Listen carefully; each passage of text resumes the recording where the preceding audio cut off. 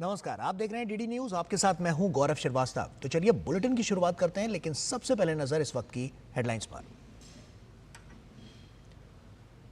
कोलकाता कांड के विरोध में टीएमसी के राज्यसभा सांसद जवाहर सरकार ने पद से इस्तीफा दिया, राजनीति से भी लिया संन्यास। पत्र लिख ममता बनर्जी की कार्यशैली पर उठाए सवाल, कहा आरजीकर अस्पताल दरिंदगी मामले में मुख्यमंत्री ने नहीं उठाया कोई ठोस कदम। रक्षा मंत्री राजनाथ सिंह ने रामबन में की चुनावी रैली, कहा भाजपा स्पष्ट बहुमत के साथ जम्मू कश्मीर में बनाएगी सरकार। वहीं भाजपा ने जम्मू कश्मीर चुनाव के लिए 10 और उम्मीदवारों की घोषणा की। बांदीपोरा से नसीर अहमद लोन और कठुआ से डॉक्टर भारत भूषण को उतारा मैदान में। विदेश मंत्री डॉक्टर एस जयशंकर सऊदी अरब की यात्रा पर। रियाद में पहली भारत खाड़ी सहयोग परिषद जीसीसी की विदेश मंत्रियों की बैठक में लेंगे हिस्सा। जीसीसी सदस्य देशों के विदेश मंत्रियों के साथ भी करेंगे द्विपक्षीय बैठकें। बारिश का दौर रहेगा जारी। मौसम विभाग ने उत्तर भारत समेत मध्य प्रदेश, महाराष्ट्र, पश्चिम बंगाल और ओडिशा समेत कई राज्यों के लिए जारी किया अलर्ट।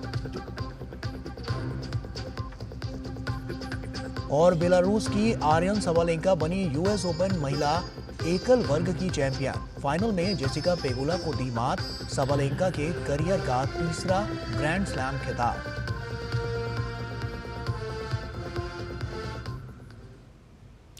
और आइए अब खबरों पर विस्तार से नजर डालते हैं। कोलकाता में महिला डॉक्टर के साथ रेप और हत्या के मामले पर पश्चिम बंगाल की मुख्यमंत्री ममता बनर्जी चौतरफा घिरी हुई हैं।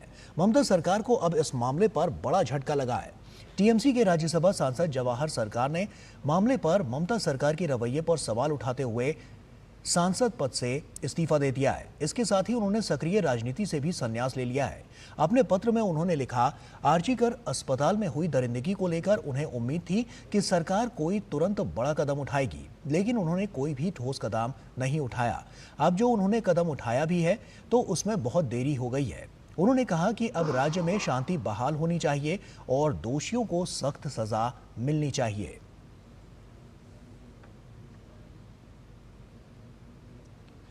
और वहीं शहजाद पूनावाला ने कहा है कि अगर जवाहर सरकार इस्तीफा देते हैं तो ये साफ है कि ममता सरकार भ्रष्टाचार में लिप्त है। तृणमूल कांग्रेस के सांसद जवाहर सरकार ने अभी एक खुला पत्र लिखा है जिसमें उन्होंने कहा है कि वो इस्तीफा देना चाहते हैं और कहा है कि किस प्रकार से पश्चिम बंगाल की सरकार में लगातार भ्रष्टाचार भी हो रहा है और कैसे आरजीकर मामले में बेटी को न्याय दिलाओ नहीं बल्कि बलात्कारी बचाओ सबूत मिटाओ किया गया और भ्रष्टाचार पर बोलने पर उनके ऊपर किस प्रकार से तानाशाही रवैया अपनाया गया, किस प्रकार से उनकी आवाज दबाई गई। ये बताता है कि टीएमसी का मतलब तृणमूल कांग्रेस नहीं, अब बन चुका है टू मच करप्शन और तानाशाही मानसिकता और कल्चर। चलिए, अगर जवाहर सरकार इस पत्र को इम्प्लीमेंट करते हुए अपना इस्तीफा देते हैं तो जो भी बातें हम लोग लगातार कह रहे थे वो वैलिडेट ही होती है। और सवाल ये बनता है कि जवाहर सरकार नहीं, ममता बनर्जी कब इस्तीफा देंगी। और अब बात आगामी विधानसभा चुनाव से जुड़ी हुई।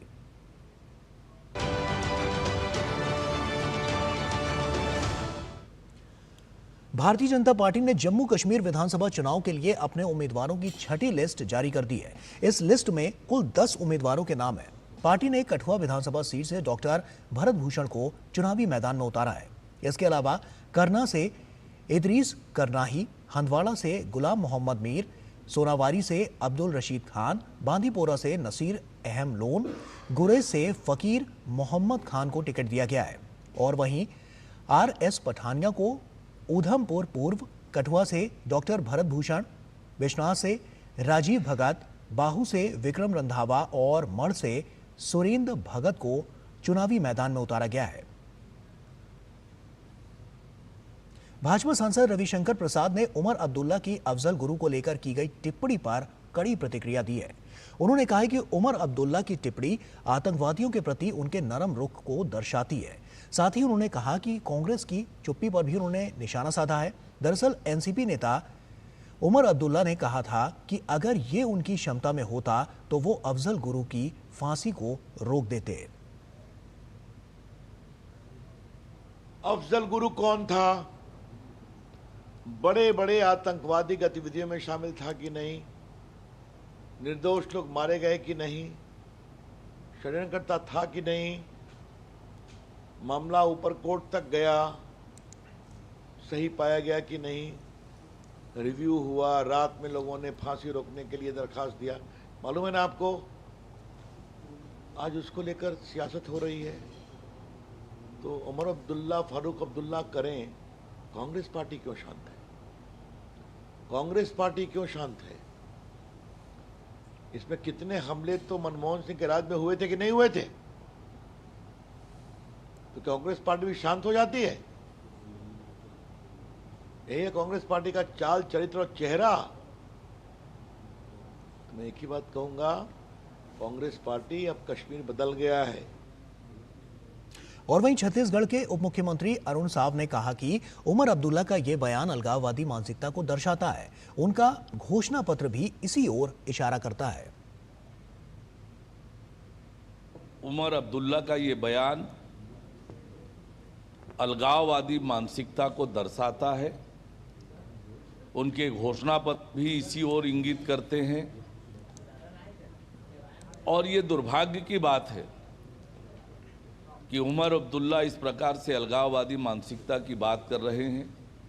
एक आतंकवादी के साथ खड़ा होना जिसने संसद पर हमला किया, और आज कांग्रेस पार्टी जिस प्रकार से उसी उमर अब्दुल्ला की पार्टी के साथ गठबंधन करके चुनाव लड़ रही है, कांग्रेस पार्टी को भी ये स्पष्ट करना पड़ेगा क्या वो आतंकवादियों के साथ खड़े हैं। उत्तर प्रदेश के मुख्यमंत्री योगी आदित्यनाथ ने यूपी के अंबेडकर नगर में से 1231 करोड़ रुपए की विकास परियोजनाओं का उद्घाटन किया। इस मौके पर उन्होंने कांग्रेस और समाजवादी पार्टी पर जमकर हमला बोला। कार्यक्रम को संबोधित करते हुए योगी आदित्यनाथ ने कहा कि साल 2017 से पहले समाजवादी पार्टी की सरकार के दौरान गुंडों की समानांतर सरकार हुआ करती थी। ये लोग जाति के नाम पर आपको भिड़ाने का काम करेंगे, आपस में लड़ाने का काम करेंगे। ये लोग अराजकता पैदा करवाने के लिए, आपके पर्व और त्योहारों में विघ्न और बाधा डलवाने के लिए, बेटी की सुरक्षा को सेंध लगाने के लिए, व्यापारी की सुरक्षा में सेंध लगाने के लिए, अन्नदाता किसानों को शोषण करने के लिए ये लोग इसी प्रकार से फिर से जाति के नाम पर लड़ाने का काम करेंगे। और वहीं मुख्यमंत्री योगी आदित्यनाथ ने कहा कि जब किसी डकैत और माफिया के खिलाफ प्रशासन कार्रवाई करता है तो सपा के नेता इसका विरोध करते हैं। बेटी की सुरक्षा हो, इससे उनका दूर दूर का कोई रिश्ता नहीं। उनको व्यापारी का सम्मान हो, इससे भी कोई दूर दूर तक रिश्ता नहीं।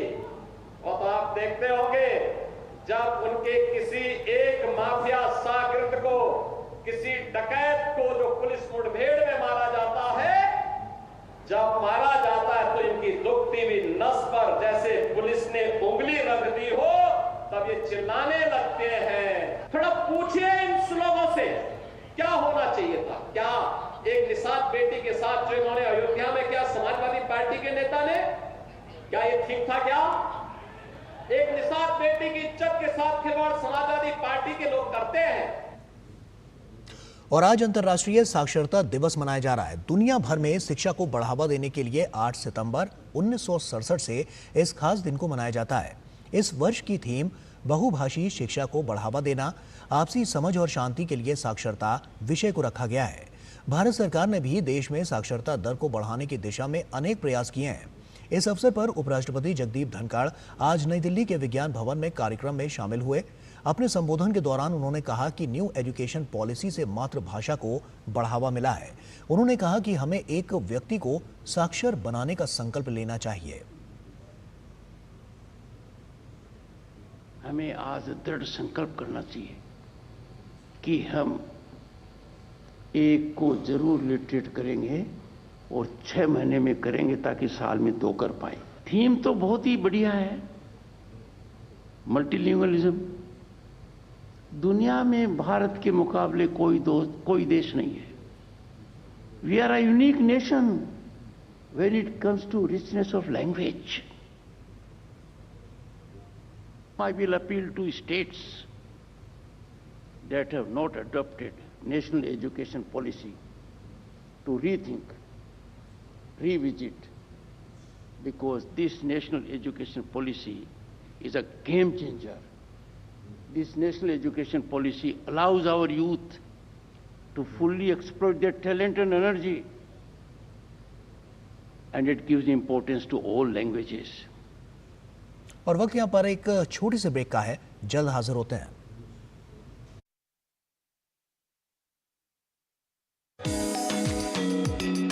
हुनर के जरिए समाज की मुख्य धारा से जुड़ रहे हैं यरवदा जेल के कैदी। शानदार व्यंजनों से जीता लोगों का दिल।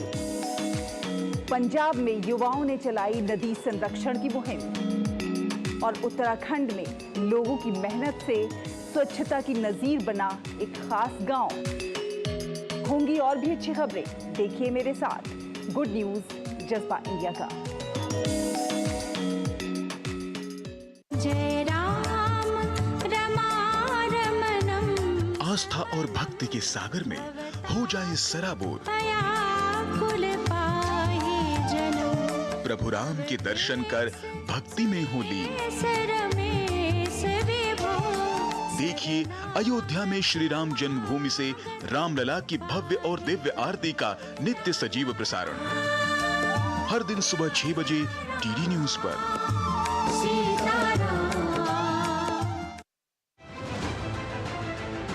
आर्थिक जगत की सुर्खियां आम आदमी के लिए क्या है मायने, शेयर बाजार और दूसरे फाइनेंशियल मार्केट्स के तमाम अपडेट्स, कारोबार जगत की बड़ी खबरों का सटीक और सरल विश्लेषण देखिए इकोनॉमी टुडे डीडी न्यूज पर। चाय की प्याली के साथ खबरों से भरी नई सुबह, देश की राजनीति, आम जन की कहानी, विदेशों की हलचल, कारोबार का गुणा भार, खेल का मैदान, मनोरंजन और ज्ञान विज्ञान, सेहत की बात और ग्लैमर का तड़का। नया सवेरा।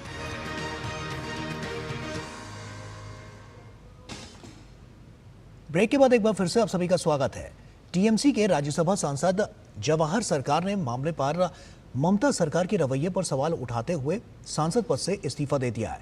इस मामले में जवाहर सरकार ने सोशल मीडिया प्लेटफॉर्म एक्स पर लिखा, आरजीकर अस्पताल में दर्दनाक बलात्कार और हत्या की घटना के बाद पश्चिम बंगाल सरकार द्वारा इस मामले को गलत तरीके से संभालने के कारण मैं सांसद के पद से इस्तीफा दे रहा हूं। राजनीति छोड़कर मैं न्याय के लिए लोगों के संघर्ष में उनका साथ रहना चाहता हूं। मूल्यों के प्रति मेरी प्रतिबद्धता अपरिवर्तित है। जवाहर सरकार ने इस्तीफे के साथ ममता सरकार पर कई सवाल भी खड़े किए हैं। जवाहर सरकार ममता बनर्जी के लिखाए अपने इस्तीफे में आरजीकर अस्पताल में महिला डॉक्टर से रेप और हत्या के मामले में इंसाफ के लिए हो रहे विरोध प्रदर्शन का भी उन्होंने जिक्र किया और उन्होंने लिखा, मैंने सरकार के खिलाफ लोगों में कभी इतना गुस्सा नहीं देखा। आरजीकर मामले में प्रदर्शनकारी डॉक्टरों के पक्ष में ममता बनर्जी ने कुछ नहीं किया। ममता सरकार ने कार्रवाई में बहुत देर की। डॉक्टरों का विरोध गैर राजनीतिक है, ऐसे में उन पर कार्रवाई करना सही नहीं। पश्चिम बंगाल को बचाने के लिए कुछ तो कीजिए। ममता सरकार भ्रष्टाचार के मुद्दे पर मौन है। पूर्व शिक्षा मंत्री के खिलाफ भ्रष्टाचार के सबूत मिलने पर मैंने विरोध किया, लेकिन मुझ पर ही सवाल खड़े किए गए।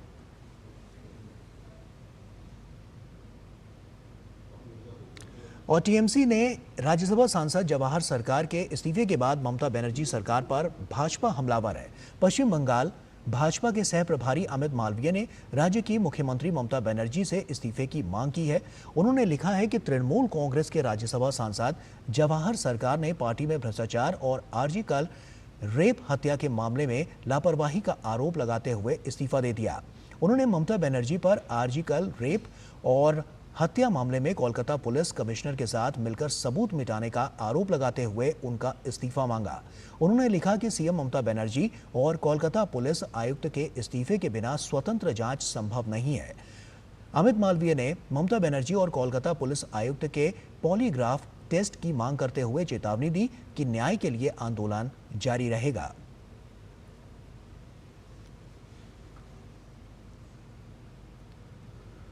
पाकिस्तान की सेना ने सार्वजनिक रूप से पहली बार कबूल किया है कि 1999 के कारगिल युद्ध में उसकी भागीदारी थी।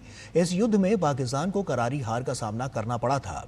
पाकिस्तान के सेना प्रमुख जनरल असीम मुनीर ने कारगिल में पाक सेना के जवानों की मौत की बात स्वीकार की। इसे पाकिस्तानी सेना का पिछले 25 साल में पहला कबूलनामा माना जा रहा है। इससे पहले कभी भी ये बात स्वीकार नहीं की गई थी।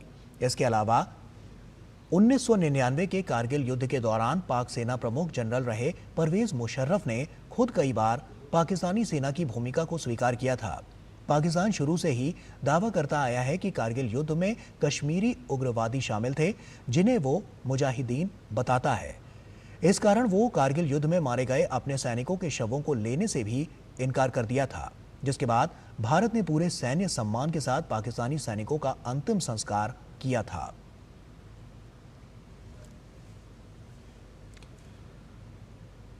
टाइम्स पत्रिका ने सूचना एवं प्रसारण मंत्री अश्विनी वैष्णव को AI 2024 में सबसे प्रभावशाली लोगों की सूची में शामिल किया है। अश्विनी वैष्णव को आर्टिफिशियल इंटेलिजेंस के क्षेत्र में किए गए पहल के लिए इस सूची में शामिल किया गया है। टाइम पत्रिका ने माना है कि अश्विनी वैष्णव के नेतृत्व में भारत आर्टिफिशियल इंटेलिजेंस के क्षेत्र में मुख्य भूमिका निभाने की ओर अग्रसर है। इस पत्रिका में कहा गया है कि हालांकि भारत ने आर्टिफिशियल इंटेलिजेंस पर अभी तक बाध्यकारी AI कानून नहीं बनाया है, लेकिन फिर भी भारत ने आर्टिफिशियल इंटेलिजेंस पर वैश्विक साझेदारी की अध्यक्षता की। उभरते हुए इस नए क्षेत्र में वैश्विक स्तर पर अध्यक्षता करना भावी नेतृत्व की ओर इंगित करता है।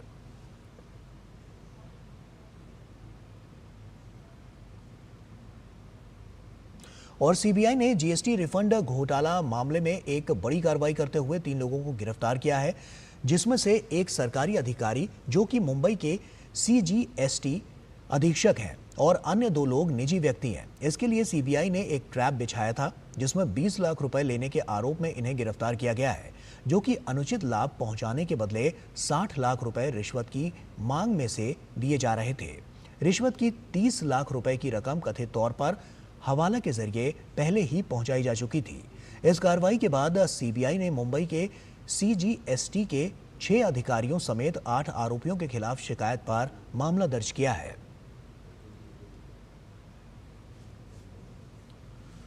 राजस्थान का जोधपुर इन दिनों भारतीय वायुसेना के मल्टीलेटरल युद्धाभ्यास तरंग शक्ति से गुलजार है। इस युद्धाभ्यास में दुनिया के कई देशों की वायुसेनाएं शामिल हो रही हैं।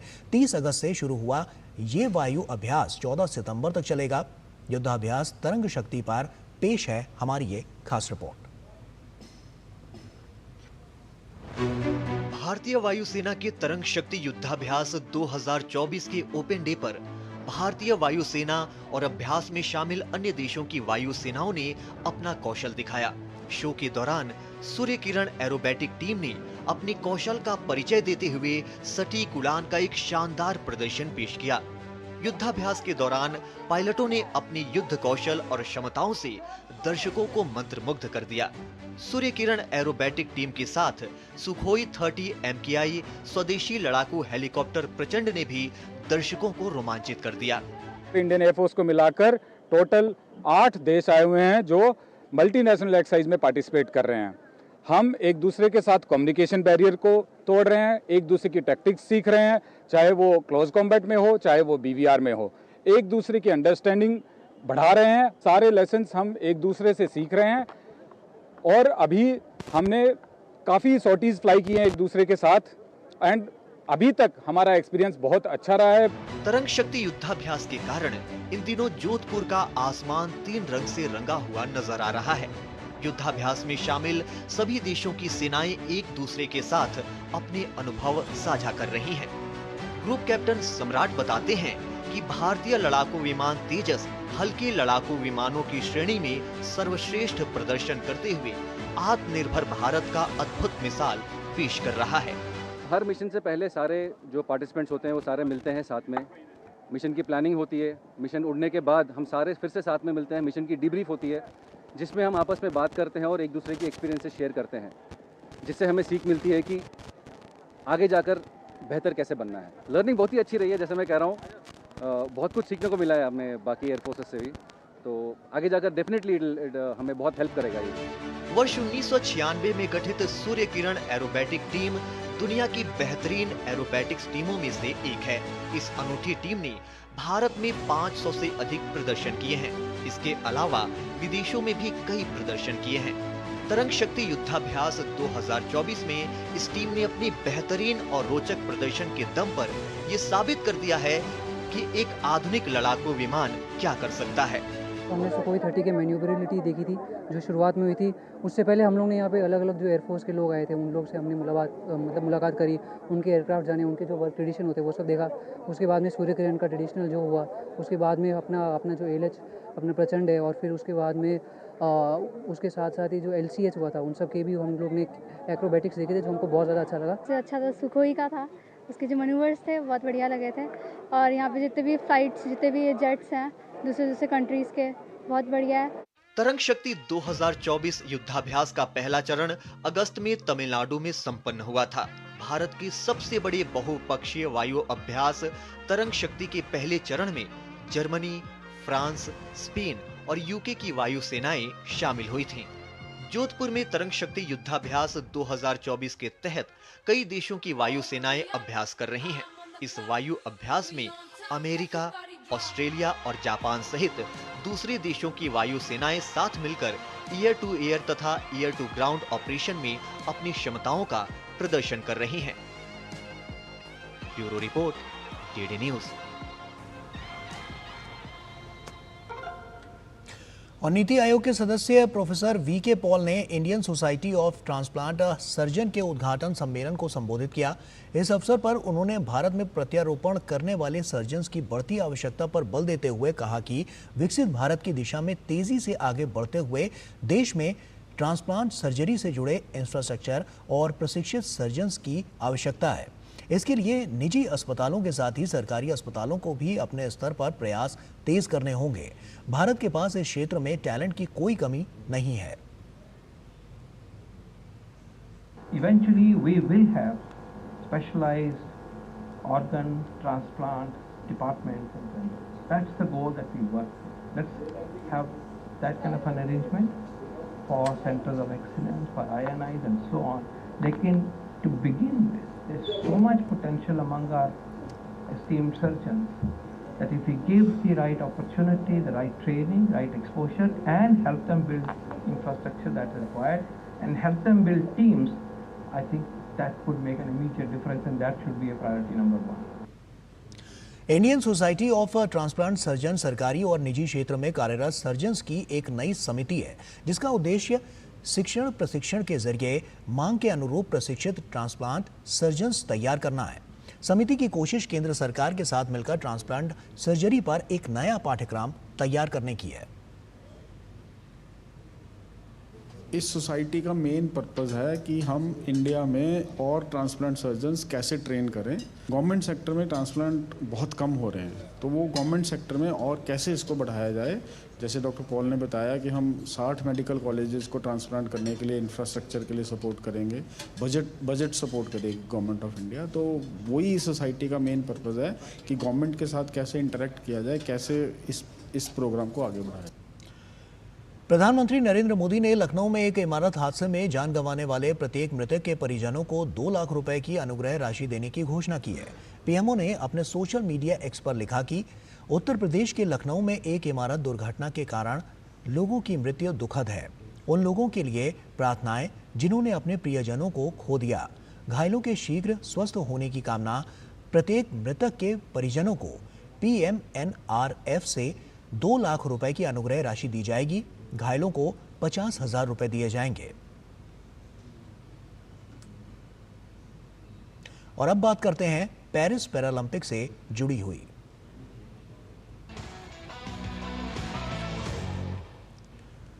पेरिस पैरालंपिक में भारत का शानदार प्रदर्शन देखने को मिल रहा है। वहीं खेलों के आखिरी दिन भी भारत को एक पदक की उम्मीद है। भारत की पूजा ओझा पैरा कैनोइंग के सेमीफाइनल स्पर्धा में हिस्सा लेंगी। पूजा अगर सेमीफाइनल जीतती हैं तो वे आज ही होने वाले फाइनल मैच में स्वर्ण पदक के लिए चुनौती पेश करेंगी। फिलहाल भारत ने पेरिस पैरालंपिक में 7 स्वर्ण पदक सहित कुल 29 पदक अपने नाम किए हैं। राजधानी दिल्ली में आयोजित हुई 44वीं ओलंपिक काउंसिल ऑफ एशिया की आम महासभा में आज केंद्रीय स्वास्थ्य मंत्री जेपी नड्डा ने कहा कि भारत ने पिछले कुछ समय के दरमियान बड़ी खेल प्रतियोगिताओं का आयोजन किया है, जिससे अंतर्राष्ट्रीय स्तर पर न केवल देश की मेजबानी करने की क्षमता को दर्शाता है, बल्कि वैश्विक स्तर पर भी राष्ट्र ने एक अलग पहचान बनाई है। India has already demonstrated its capabilities to host big international sporting events. In the past 10 years, our government in India has successfully hosted the FIFA Under-17 World Cup in 2017, the Chess Olympiad in 2022, the FIFA Under-17 Women's World Cup in 2022, F1 Powerboat World Competition in 2022, Field Hockey World Cup in 2023, and ODI Cricket World Cup in 2023. Organizing sports is not only a platform for competition, but it is also a means of communication between cultures and countries. और Asian champions trophy में भारतीय team आज अपने अभियान का आगाज करेगी। भारत का पहले मुकाबले में सामना चीन से होगा। ये प्रतियोगिता चीन में खेली जा रही है। भारतीय टीम इस चैंपियनशिप की गत विजेता है। इस प्रतियोगिता में भारत के अलावा पाकिस्तान, जापान, कोरिया, मलेशिया और मेजबान चीन की टीम है। भारतीय टीम 14 सितंबर को पाकिस्तान के खिलाफ मुकाबला खेलेगी। और इसी के साथ फिलहाल इतना ही। दीजिए इजाजत। नमस्कार।